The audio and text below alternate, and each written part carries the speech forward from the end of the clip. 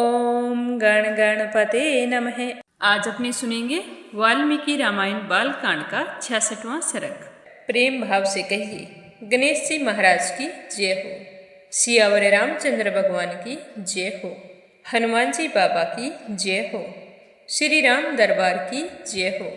तो राजा जनक विश्वामित्र जी से आज्ञा लेकर चले गए और फिर दूसरे दिन निर्मल प्रभात काल आने पर धर्मात्मा राजा जनक ने अपना नित्य नियम पूरा करके श्री राम और लक्ष्मण सहित विश्वामित्र जी को बुलाया और शास्त्रीय विधि के अनुसार मुनि तथा उन दोनों महामनस्वी राजकुमारों का पूजन करके कहा कि हे भगवान, आपका स्वागत है। हे निष्पाप महर्षि, आप मुझे आज्ञा दीजिए कि मैं आपकी क्या सेवा करूं, क्योंकि मैं तो आपकी आज्ञा का पालक हूं। तो राजा जनक के ऐसा कहने पर मुनि श्रेष्ठ विश्वामित्र जी कहने लगे कि हे राजन, ये दोनों पुत्र विश्वविख्यात क्षत्रिय वीर हैं और आपके यहाँ जो श्रेष्ठ धनुष रखा है उसे देखने की इच्छा रखते हैं। हमारा तो यही कहना है कि अगर संभव हो तो वह धनुष इन्हें दिखा दीजिए, इससे इनकी इच्छा पूरी हो जाएगी। फिर ये दोनों राजकुमार राम और लक्ष्मण उस धनुष के दर्शन मात्र से ही संतुष्ट होकर अपनी इच्छा से राजधानी लौट जाएंगे। आप ये कथा अनिर्वेद चैनल पर सुन रहे हैं। तो विश्वामित्र जी के ऐसा कहने पर राजा जनक कहने लगे कि हे विश्वामित्र जी, इस धनुष का मैं तुम्हें सारा वृतांत सुनाता हूँ कि किस उद्देश्य से यह धनुष यहाँ पर रखा गया है। पहले आप वो सब सुन लो। हे भगवान, निमि के ज्येष्ठ पुत्र राजा देवरात के नाम से विख्यात थे। उन्हीं महात्मा के हाथ में यह धनुष धरोहर के रूप में दिया गया था।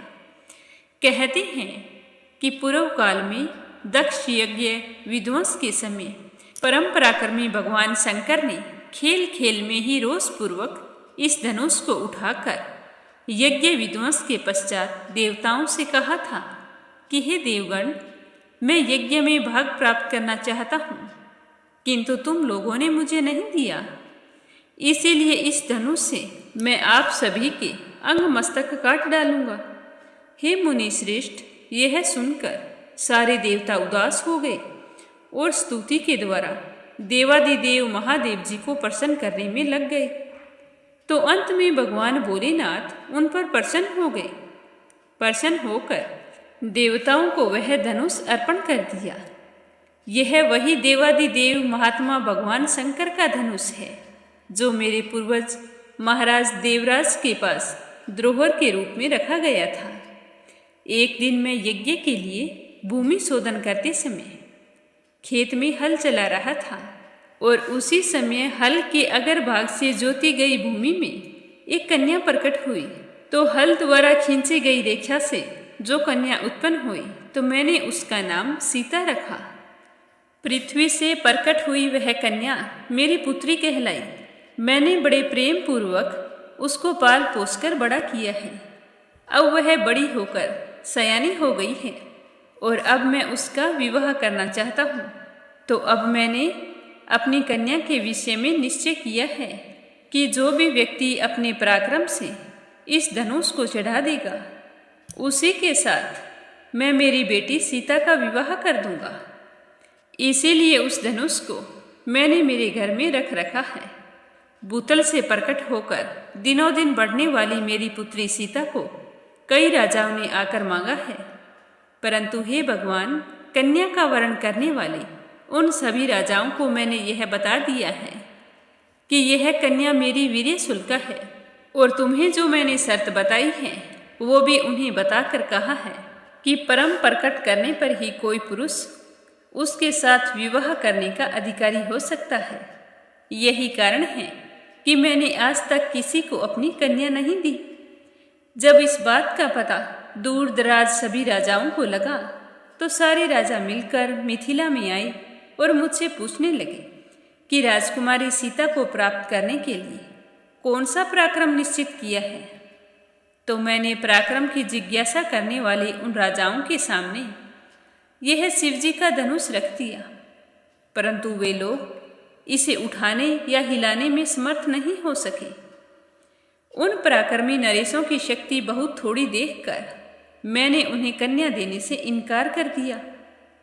इसके बाद जो घटना घटी उसे भी आप सुन लीजिए। मेरे इनकार करने पर वे सारे राजा अत्यंत कुपित हो गए और अपने पराक्रम के विषय में संशयापन हो मिथिला को चारों ओर से घेर कर खड़े हो गए। मैंने जो कहा था उसे अपना तिरस्कार मानकर वे श्रेष्ठ राजा अत्यंत रुष्ट हो रहे थे और उन सब लोगों ने मिथिलापुरी को सब ओर से पीड़ा देना प्रारंभ कर दिया। हे मुनि श्रेष्ठ, वे पूरे 1 साल तक घेरा डाले रहे। इस बीच में युद्ध के सारे साधन क्षीण हो गए थे। इससे मुझे बड़ा दुख हो रहा था। इसका मुझे कोई भी समाधान नजर नहीं आ रहा था। तो मैंने तपस्या के द्वारा समस्त देवताओं को प्रसन्न करने की चेष्टा की। देवता बहुत ही प्रसन्न हुए। उन्होंने मुझे चतुरंगिणी सेना प्रदान की और हमारी सेनाओं से मार खाकर वे दुष्ट राजा बलहीन थे, जिनके बलवान होने में संदेह था, वे सारे राजा अपने मंत्रियों को साथ लेकर अपने अपने देशों में भाग गए।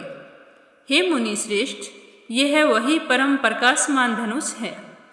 उत्तम व्रत का पालन करने वाले महर्षि, मैं उसे श्री राम और लक्ष्मण को भी दिखाऊंगा। तो राजा जनक की बात सुनकर विश्वामित्र जी कहने लगे कि हे राजन, आप अवश्य उस धनुष को इन दोनों राजकुमारों को दिखाएं। मुझे पूरा विश्वास है कि श्री राम इस धनुष की प्रत्यंचा चढ़ा देंगे। तो विश्वामित्र जी की बात सुनकर राजा जनक कहने लगे कि ये तो बहुत अच्छी बात है। अगर श्री राम धनुष की प्रत्यंचा चढ़ा दे तो इससे खुशी की बात और हो ही क्या सकती है। फिर तो मैं अपनी कन्या सीता को इन दशरथ कुमार श्री राम के हाथों में सौंप दूंगा। तो राजा जनक की यह बात सुनकर महामुनि विश्वामित्र जी कहने लगे कि हे राजन, आप श्री राम को अपना धनुष दिखाइए। तब राजा जनक ने मंत्रियों को आज्ञा दी कि चंदन और मालाओं से सुशोभित वह दिव्य धनुष यहाँ लेकर आओ। तो राजा जनक की आज्ञा पाकर वे अमित तेजस्वी मंत्री नगर में गए और उस धनुष को आगे करके पुरी से बाहर निकल आए।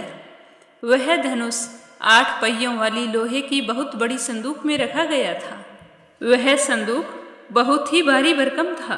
फिर राजा जनक के आदेश पर अच्छे मोटे तकड़े 5000 मनस्वी वीर किसी तरह उस संदूक को धकेल कर वहां तक लाए थे और वहां लाकर राजा जनक से कहने लगे कि हे राजन, यह समस्त राजाओं द्वारा सम्मानित श्रेष्ठ धनुष है।